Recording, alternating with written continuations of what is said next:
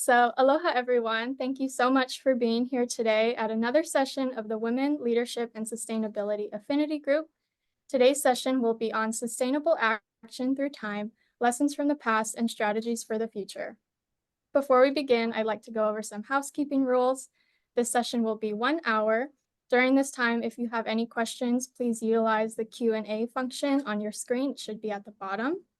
And at the end of the panel, there will be some time for Q&A.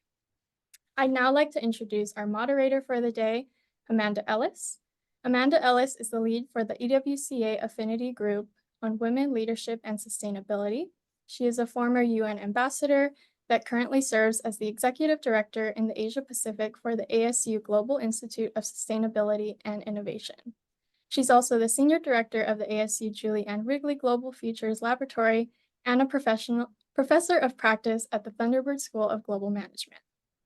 She is passionate about transdisciplinary approaches to social impact that deliver climate action and gender justice at scale. Welcome, Amanda, and thank you for leading this session. Thank you so much, Hypatia, for the wonderful job you do bringing our incredible alumni together.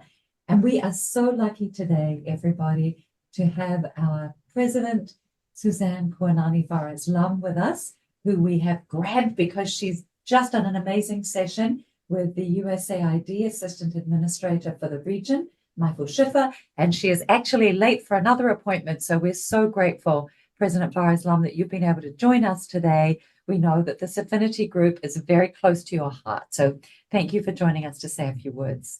Thank you, our extraordinary ambassador, Amanda Ellis, and all of you online. It's so wonderful to see your faces. And those of you who I can't, I'm sure you're behind in this beautiful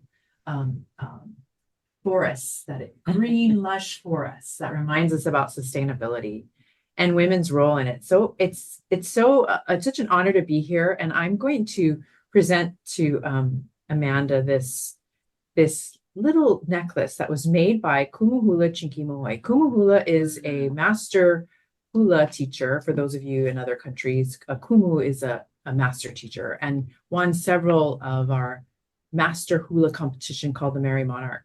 And it's made of iliahi, which is sandalwood. And sandalwood is something that people overforested that ended up people are trying to revive it today because you can rarely find it. And it's a fragrant wood. So it was in high demand in Asia. So they started over unsustainably, it's taking the sandalwood out, but now there's a new movement afoot. But I think it's just a reminder of how beautiful it is, and if we can do it sustainably, and women's role in it is so critically important. And Amanda invited me into this space, in women's space, women, peace, and security, and the role that women play, and our male allies who know that it really is about the common humanity, because women's role in sustainability and climate change is not just a woman's issue, it's a human issue, as I tell everyone, and as I've learned from many of our sessions. And thank you for all of you coming from all over the world. I'm seeing it show up from Chennai, India, to all over the globe. It's so exciting. But I wanted to give this to you and as a thank you for running this successful change makers, all of you alumni who are on here, making a difference, continuing the conversation. It's not just about we end when the program's done. It's about how it revived us, and it just watered the roots of something exciting, which is this sustainability discussion on where we want to go. Oh, and from California. So anyway, I'm getting distracted because I see all Nepal. I mean, it's so exciting, right? So I'm happy to be here and to thank each and every one of you for your role. And we're so proud of you, our alumni. I brag about all of you wherever I go because you are the change makers of the world that are going to make a difference. And I know it. And I love reading about all the amazing things that you do. I see it on social media. I see your work all over the world. So thank you for letting me just parachute in and join you for a little bit. I know you're going to have a rich discussion. So thank you. Thank you, President Susie. And we are recording so that this will be for other alum who weren't able to join, will be able to hear. So we know you'll be able to listen later and hear more from our alum from Brunei, from Borneo, from China, from Malaysia, from New Zealand, and Samoa. So we've got a great group today, some of whom you and I just met a few weeks ago here at APLP. So it's wonderful to have them all back together. Yay, wonderful. Well, take care, everyone. Thank you. Thank you so much. Thank you. Well, aloha, everybody, again. Wonderful to have President Susie with us. And of course, our event today is really predicated on the 5 pillars of the East-West Center Strategic Plan. Develop and equip leaders, as you have all been as East-West Center alumni, to convene impactful dialogues, and we know that's what we're going to have today, to partner with the Pacific Islands. And unfortunately, Nadia Meredith Hunt, who is joining us from Samoa, has been struck with food poisoning, the poor thing. She and I were talking just yesterday. So I'm hoping that she gets better very soon. And I will talk a little bit about the Commonwealth Heads of Government meeting that she and her team and others in Samoa have been working so hard on. That will be happening next month in October. To foster environmental solutions, and that is the topic of today, and to support good governance. So the 5 pillars of the strategic plan are really fundamental for the center's work across the region and for all of us as alumni. Now, the Sustainable Development Goals, the 17, were all signed off by 193 UN member countries back in 2015. And my favorite is SDG 17, Partnership for the Goals. And that's certainly the spirit of collaboration today. Hypatia mentioned my role with the Julianne Wrigley Global Futures Lab, in addition to the work that I do as an adjunct here at the East-West Center with President Susie. And what has struck me so much about Julie's insights are the importance of grounding in indigenous wisdoms and helping through our work today to create just and regenerative global futures through transdisciplinary collaboration. And that, in a nutshell, really encapsulates the wonderful alum that you are going to hear from today. So very quickly, to introduce them all, and then to start with our first speaker, Kurt Stavon. And many of you who have been a member of the Women Leadership and Sustainability Affinity Group will be looking and saying, we have our first male speaker. And as President Susie said, it's so important for us to have male allies. I met Kurt very recently at the Asia Pacific Leadership Program that has just wrapped up. Was super impressed by the work he was doing and the fact that he is such a champion and male ally. So welcome, Kurt Stavon from Borneo, now based in Australia.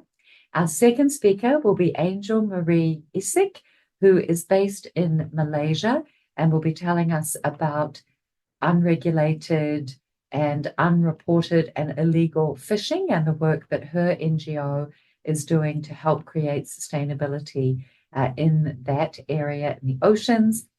Third will be Florence van Dijk, who was with Changing Faces in 2018. And I'm so proud Florence had the scholarship that my mother and I give each year and has gone on to do some incredible things. So more from Florence soon.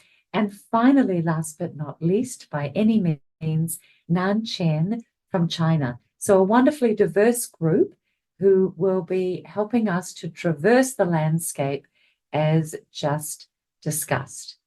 So now my great pleasure to introduce Kurt, who will be talking to us about Indigenous stewardship for sustainable action, but married with high tech.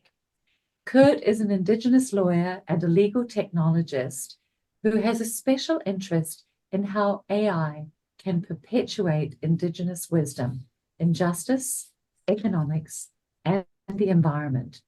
He's going to be telling us about a very special project where he is bringing together Indigenous elders to contribute to ancestral wisdom as a repository, as a way to restore balance back to Earth.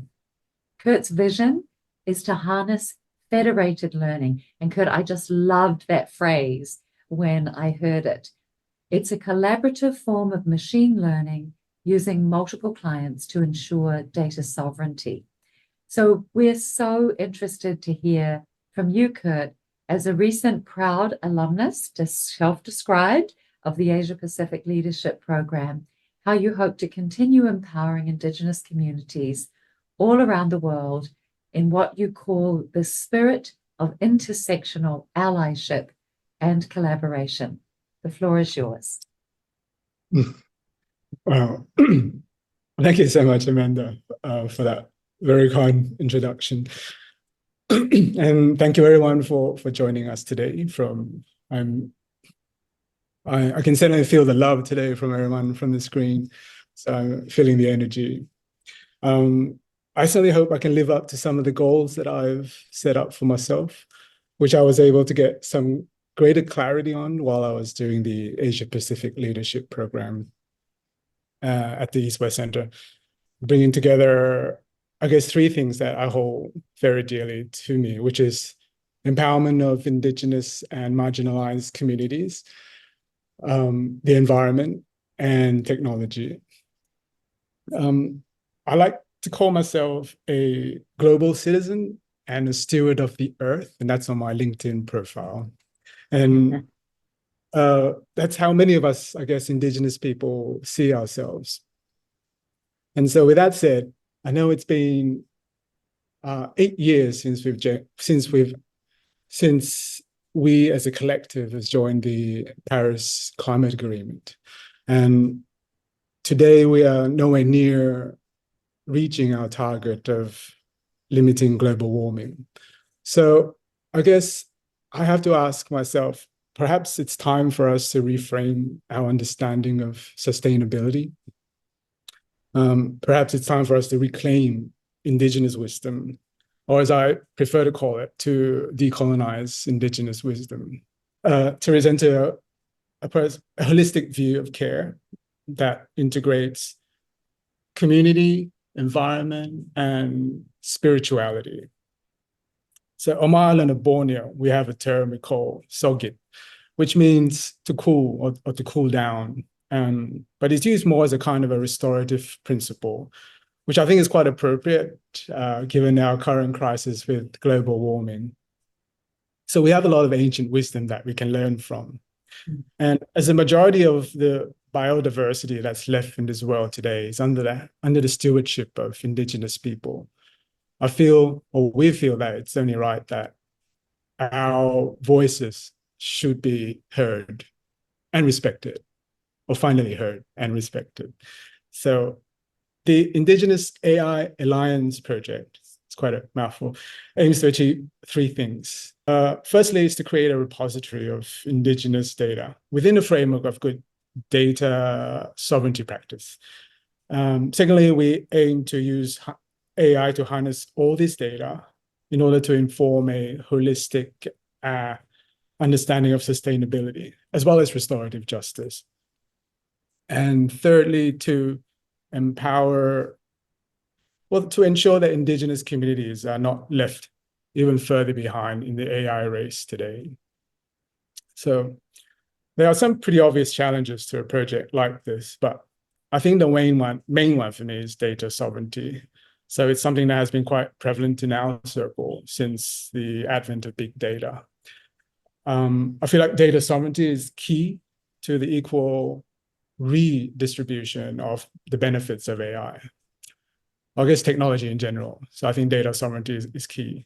So here are the control measures that we propose we need in order to implement good data sovereignty. So self-governance, authority and control, representation, accountability, consent, context, data disaggregation, and future use.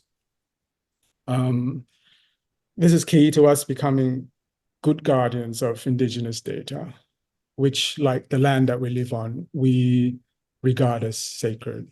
So because all these control measures are needed in data sovereignty, we thought that federated learning is a protocol most suited to our needs. So it's all called collaborative learning, which is, I think, quite appropriate. So this is a decentralized version of machine learning. So it doesn't require our data to communicate with global servers, which means all of us as individuals can run servers which can then connect to a central server as needed. So obviously privacy is a big advantage with this kind of system, but I think for me, it's more the localized data that we can keep, the localized data, what we call aggregated data. Because even though indigenous people, we share commonalities, we are incredibly diverse due to our geography, history, and context. Like on my island, Borneo alone, we have almost 300 different ethnic minorities, ethnic groups with different beliefs and systems, obviously with commonalities as well. And lastly, lifetime, I'd like to quickly touch on a new form of AI learning called perceptual engineering. I'm grateful to Anne Gibbon and her startup Matri, who also taught us design in leadership during our Asia Pacific Leadership Program. Fortuitously, we also had a wonderful conversation at Starbucks at Ala Moana one day, of all places. And I think we explored how this can be used as a learning tool for indigenous communities. So much of our wisdom is passed on orally in the form of myths, stories, songs, and dance. And research has also shown that many of us understand concepts better perceptually within the three-dimensional space. And as I was learning about this, I could see immediately how this would be useful to my son, who is neurodivergent and has a different way of learning. So we believe that embracing perceptual engineering in this platform will also lead to greater accessibility and participation by indigenous and marginalized communities. And yeah, so this, I guess, is a project in a nutshell, and is one that I've been working on for some time, but it wasn't until my time during the Asia Pacific Leadership Program that I was able to solidify and coalesce my ideas into a more, I guess, tangible vision. And for that and many other reasons, I am extremely and eternally grateful. Thank you. Thank you so much, Kurt. And such an important reminder about biodiversity. Some 80% of remaining biodiversity is stewarded by only 5% of the world's peoples, who are all indigenous peoples. And you've reminded us too how diverse that ecosystem is.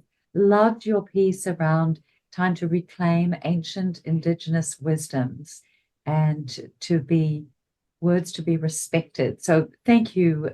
Wonderful to think about how you're bringing together the latest technology and technological advancements with AI and using that to create this beautiful repository of indigenous wisdom. So really reshaping our futures and our potential global futures in such a positive way.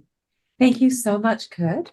We're going to move now to Angel Marie Yisik, who's going to ground us in what is happening right now. And Angel is from the Philippines.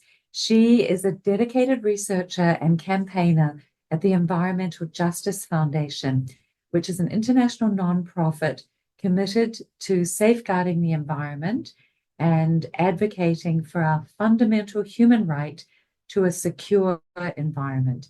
And of course, Kurt reminded us that the Paris Agreement, we have in 2015 4 big agreements. First of all, the Sendai Declaration on Disaster Risk, then the Addis Ababa Agreement on Financing, the Sustainable Development Goals in September, and then the Paris Agreement in December of that year. So a whole slew of international commitments and agreements. Now, the illegal, unreported, and unregulated, what's often known as IUU, fishing practices and human rights violations among distant water fishers have increased, and it can often be very difficult to lead investigations into those violations. But who better than Angel, who has dual degrees in both gender and peace building. And Angel, I hadn't realized that you had been to the UN University for Peace in Costa Rica as well. So such an incredible background. We know that you bring your gender lens and your peace building lens, as well as your ability as a community organizer and a researcher to focus on these issues of migration and human trafficking and gender. So tell us now a little more about your work and how this advocacy for decent work and the well-being of migrant fishers through both policy advocacy and community mobilization can help to protect their rights for a better and more sustainable future. Thank you, Amanda, for that very kind introduction. Aloha, everyone. Greetings from the Philippines. So today I'm going to talk about my work in the Philippines in combating illegal, unregulated, and unreported fishing, and also the slavery at sea. On the screen, you can see these are the types of fishing vessels. These are long line fishing vessels that are catching tuna from the high seas. And it's dominated by countries such as China, Taiwan, Japan, South Korea, and Spain. They are the ones like top exporters of fish in the high seas to countries in the US, Japan, Europe, among others. I will go now to explaining what is IUU fishing. So IUU stands for illegal, unregulated, and reported fishing. It includes activities that break the laws, aren't reported to authorities, or occur in areas without proper oversight, such as the high seas. So for instance, vessels fishing in marine protected areas. These are some of the information that we found in East Africa. Also fishing, they are not reporting their catch, so it could devastate the fish population and damage the ecosystems. So these practices not only harms the environment by overfishing and destroying marine habitats, but also it disrupts economies by undercutting legitimate fishers and raises severe human rights concerns, including worker exploitation and unsafe conditions. So you can see that on the screen. These are the evidence that we gathered from our interviews with Filipinos, Indonesians, and Thai fishers working in the high seas. Next. So on the screen, you could also see what are the indicators of forced labor in the fisheries. So forced labor in distant water fisheries is a grave concern characterized by severe conditions.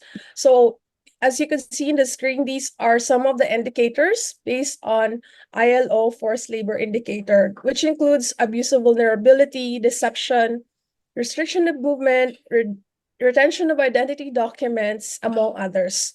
Most of migrant fishers are often trapped in harsh conditions, enduring extreme workloads with little to no pay. They face physical and emotional abuse and are deprived of basic human rights. Adding to the severity, legal protections are minimal due to weak enforcement and the remoteness of distant water fishing operations.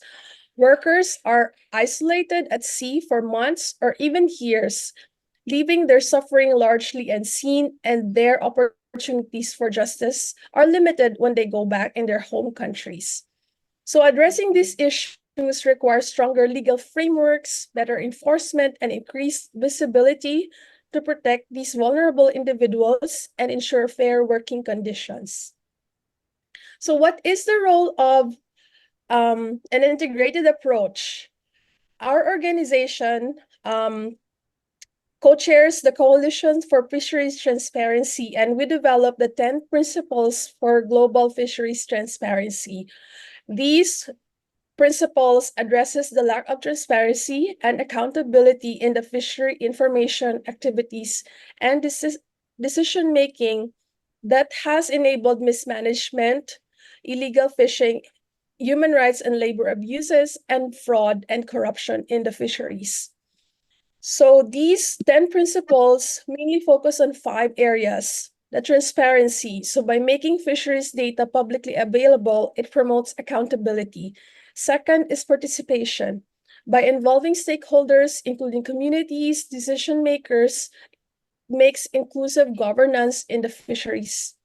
And third is sustainability. By implementing practices that promote marine ecosystems for the future generations. Fourth is focusing on legality. We want to ensure that all fisheries activities comply with national and international laws, including with the focus on the workers. protection. And third is focus on human rights, safeguard the rights of fishers, including fair wages and safe working conditions. So by applying these principles, we can create a fair and transparent fisheries system that benefits both the environment and the people who depend on it. And next, so on the screen, these are the fishers that we work with. And I want to leave this quote that emphasizes that human rights at sea are equal to human rights on land. So as we enjoy the products of the sea, we must not forget the human cost behind them. By advocating for stronger laws and better enforcement, we can protect these vulnerable workers and ensure their dignity is upheld. No one should endure such conditions just to bring food to our tables.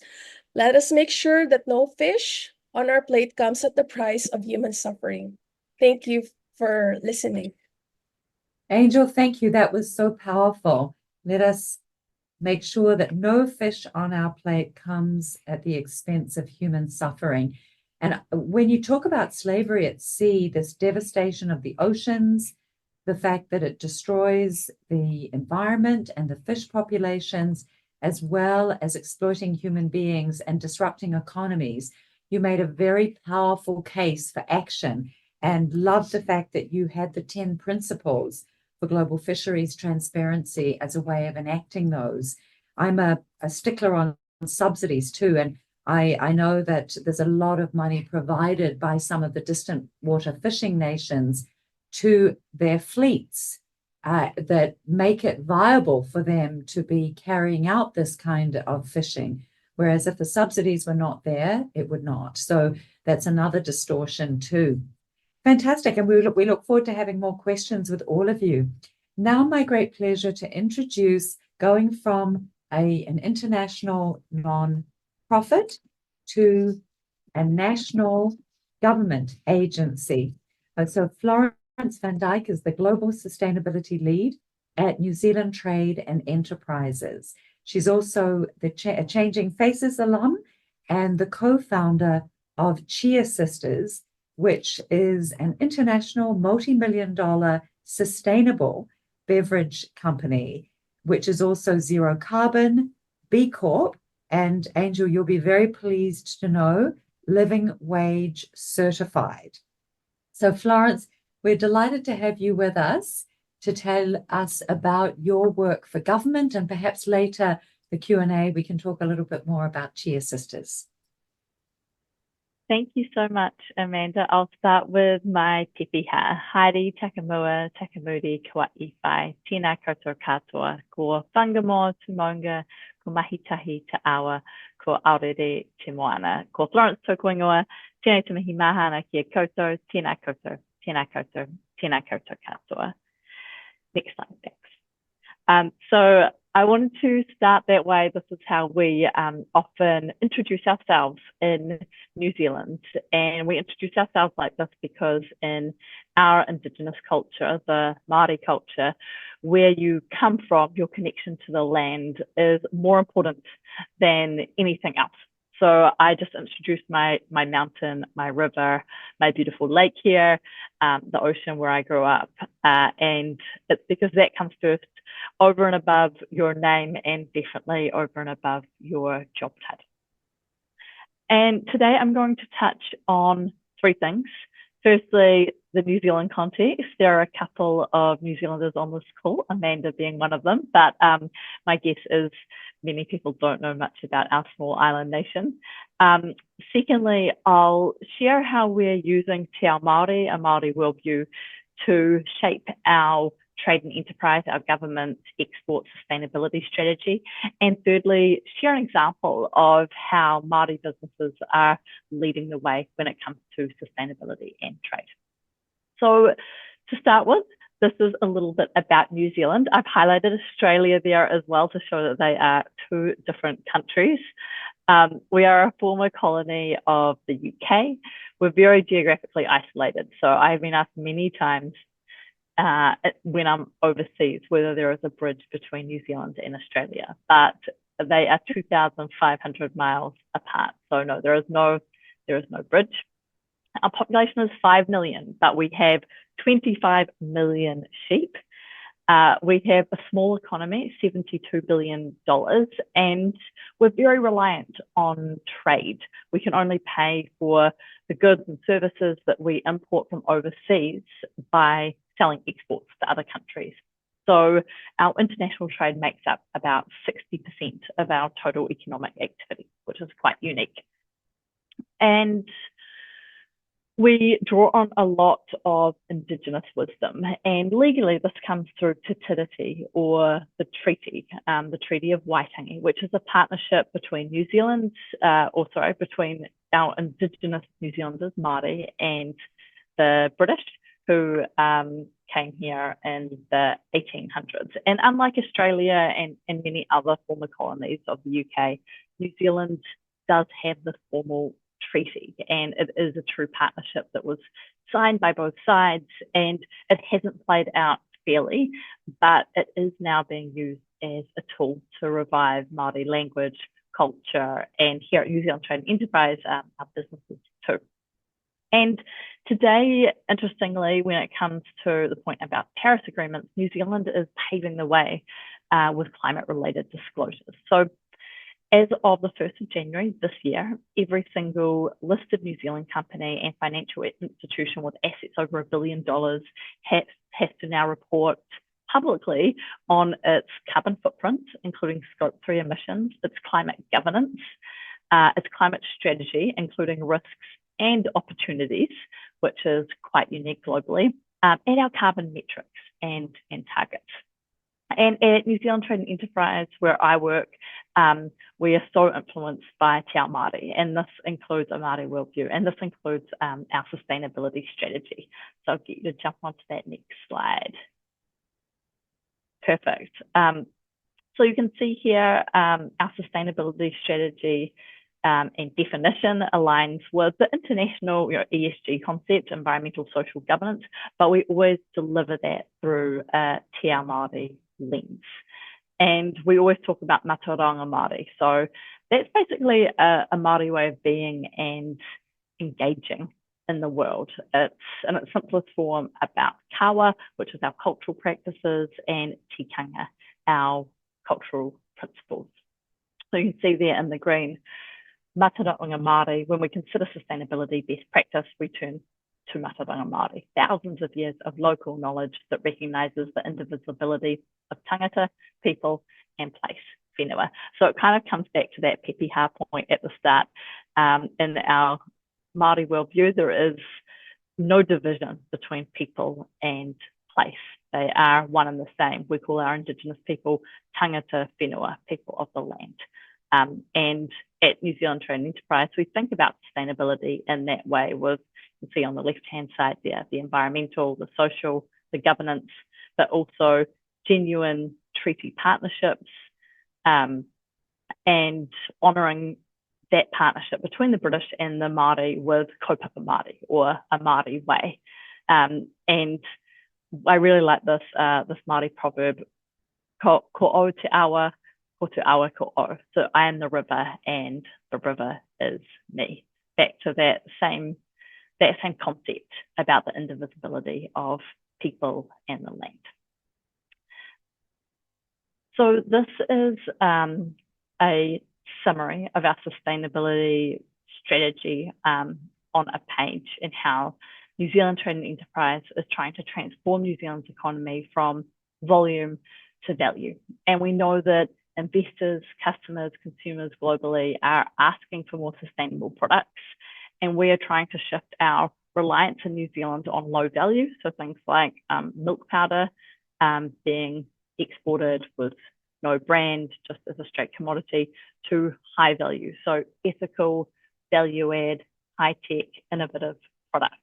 And through this, we are seeing a real revival of Te Ao Māori, or a Māori worldview. As I said, in Te Ao Māori, people and land are intrinsically connected. And since we've had treaty settlement payouts, there are increasingly examples of Māori business thriving in New Zealand and overseas too. And I wanted to share one example of that, which is Wakatu Incorporation.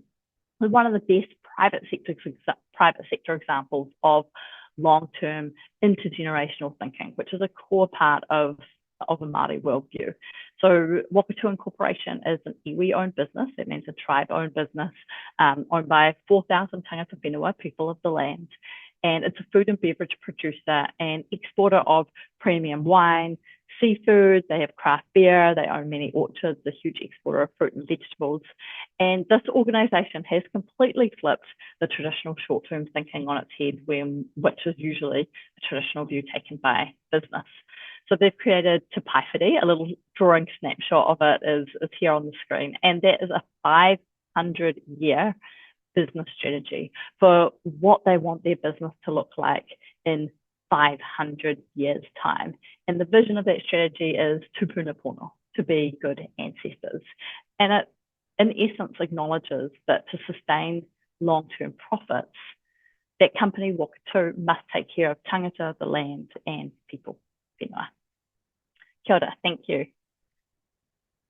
Thank you. Thank you so much, Florence. Love that 500-year business strategy. That makes so much sense. So also love that I am the river and the river is me. So to see business really grounded in Indigenous wisdoms as well is so inspiring. Thank you. Now we will come back to all of you for questions. My great pleasure to introduce Nan Chen, who is from China, affiliated with a prestigious charity foundation, Zhelan, and this is dedicated to the cause of biodiversity conservation and sustainable development, with over 180 different initiatives being supported across China, and around 10% of those specifically aimed at engaging and benefiting Indigenous communities. Nan, I know when we met at the APLP, you told me it had been a really eye-opening journey for you and that you had some new innovative ideas and approaches about how you were going to work with partners. So we're so looking forward to hearing from you. Thank you. Yeah, thank you, Amanda, and aloha, everyone. It's my honor to have the opportunity to share with you today. I'm recently returned back to Beijing, China, and the impact of past 2 months, with APLP really continue to resonate deeply with me. I'd like to start by sharing a significant challenge I encountered during the APLP. We had a workshop with a Tibetan cohort from India, and she shared the story of persecution that their religion has faced, and he can't enter China and visit Tibet. When he presented a slide filled with quotes from victims, I really found it difficult to stay calm, and then I left the classroom, and I think Kurt also there. And at that time, I really feel a mix of emotion. I question if he all right, I mean the information all true. Well, also I feel a sense of shame for my country. So this is really an important lesson I learned at APLP, because without stepping outside China, truly facing these confrontations and listen to different stories, I only can view the world from China, but can't view China from the world. I can't see the narrative I was accustomed to, or the one I was deeply involved in. So to take sustainable actions, especially as a leader, we must strive for a more comprehensive understanding of the world, avoid the trap of telling just one set of story. So I think I can start with what around me and incorporate this lessons into my daily work. As Amanda introduced, I work for a foundation in China. So I want to really create more opportunities for our funded partners to create more dialogue, to bridge the information gap, and to foster cooperation between different stakeholders. And this is a map shows the project we have funded across the China. And on the Right is one project we founded in Tibet area of Sichuan. And we found actually a volunteer group there. They have more than 10 people and gradually developing into a local ecological protection network, widely supported by community members. But that's just beginnings. They really need more dialogue with their community, more communication with the government, and also more channel to share their indigenous story with the tourists and the public. After return from APLPs, we have been helping them communicate with local government and also invite some experts to assist them in building contrast with authorities. And I also reach out a volunteer group skilled in recording traditional knowledges and to help them preserve their the indigenous wisdom. So I hope I can be the bridge and do more for our founded friend, especially the indigenous communities. So why the action is so important? Because it's really related to the next generation. I recall the well-known biologist Edward Wilson, stating in his book The Half Earth that he mentioned only we need to have at least half of the Earth's surface to nature, then we can ensure the next generation can have a sustainable development.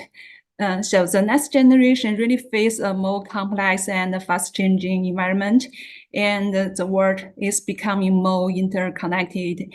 And we have so much new technology as AI emergence. It's really flourish, but meantime, they still have so many institutional questions to figure out. So now we need to engage in more open and honest conservation to better understand each other and work together on global issues like climate change. And this is so important between country, between genders, between indigenous people and the broader communities. So by creating space for this voice to be heard and respect, I think we can build more inclusive and effective solutions. We need to work together to a better future for our next generation. So that's my sharing. Yeah, I really want to express my deep gratitude to APLP Leadership Program and Inspire Center, and thank you. We can make a change, make a difference together. Yeah, thank you. Terrific. Thank you, Nan. I love that. To solve complex challenges, we need to build bridges, not walls. And that was a wonderful journey into the future. We started with we've come our circular path, looking at this very modern AI technology with a repository of indigenous wisdoms, looking at work going on through an international nonprofit, and then in a national government agency focused on creating more sustainability, and then looking at Nan and her learnings and how we can really all work together to create more sustainable futures for the next generation. So terrific. You're all brilliant. That was such a wonderful, stimulating conversation. I know that there are a couple of questions in the chat too. So I'm going to pass back to Hypatia to then let you know what the question is. And we would love to hear from you all. Great. So yeah, we'll move to the Q&A session now. If you haven't already, please put your questions in the Q&A chat and we'll try to get those answered for you. So we do have one question in the chat right now, and this is for Kurt. He said, Joyce Wong says, thank you for sharing. I'm curious to know whether you are working with any NGOs or indigenous groups on your project. Thank you, Joyce. So my day job, I'm a commercial lawyer. Might not look like it, but I'm still a practicing lawyer and I've a practice. But I do work closely with a few NGOs, in particular the Asia Indigenous Peoples Pact, the AIPP, and we're all across the region. So we're a community of different ethnic groups from Southeast Asia coming together to, I guess, as a collective to solve some of our decolonization issues, and also to empower indigeneity within the region as well. Fantastic. Thank you, Kurt. And I'm going to use moderator's privilege and ask a question of Angel next.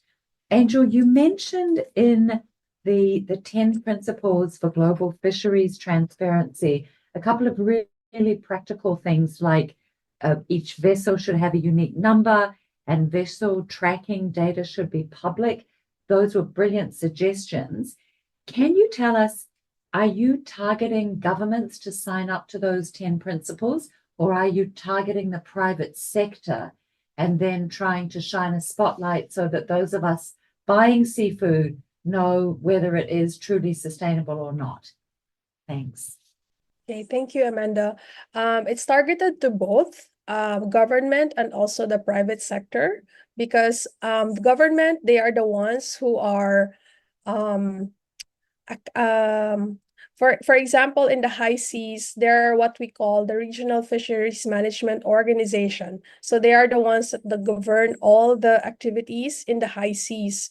So that includes monitoring the vessel activities. So in terms of assigning vessel unique number identification, making the vessel data available, it is one of their roles and responsibilities to look after, but also we need the private sector to comply to it, because there are some fishing companies or vessel owners that are not complying with the standards of set by the regional fisheries management organizations.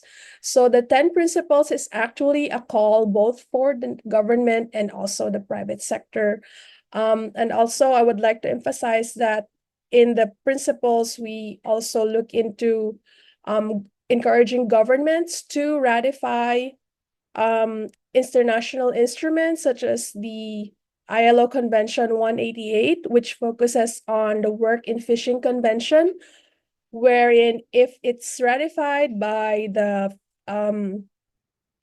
distant water fishing nations and also the countries sending migrant workers, then the migrant workers are protected with rights, because at this point, work in fishing is still seen as informal, although it contributes a lot to the global market.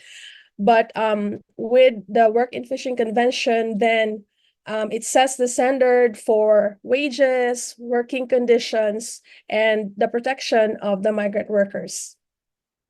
Great, thank you.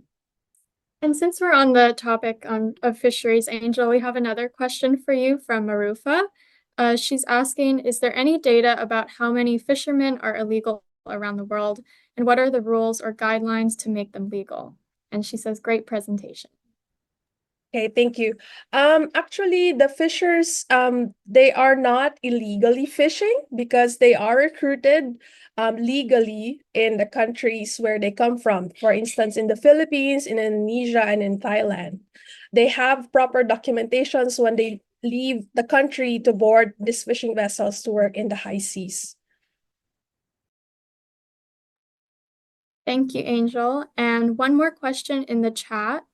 Regarding strategies for the future, what is the emphasis on reducing global warming on high priority?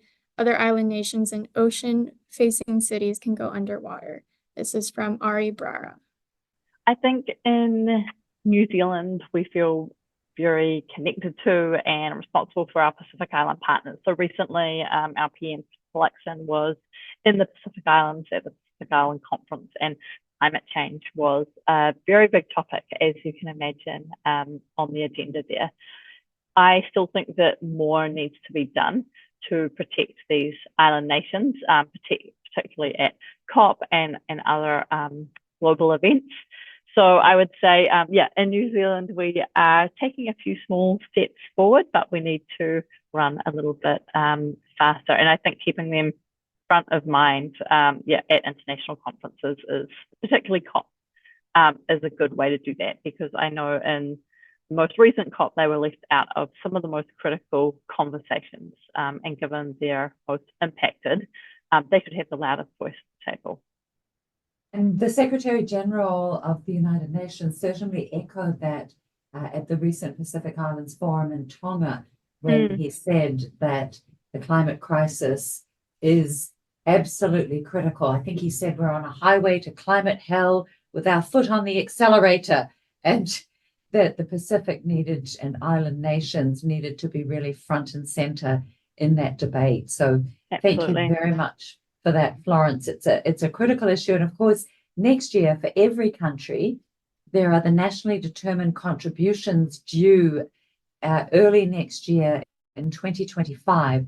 And the hope is that countries would continue to make more ambitious commitments and to meet those commitments.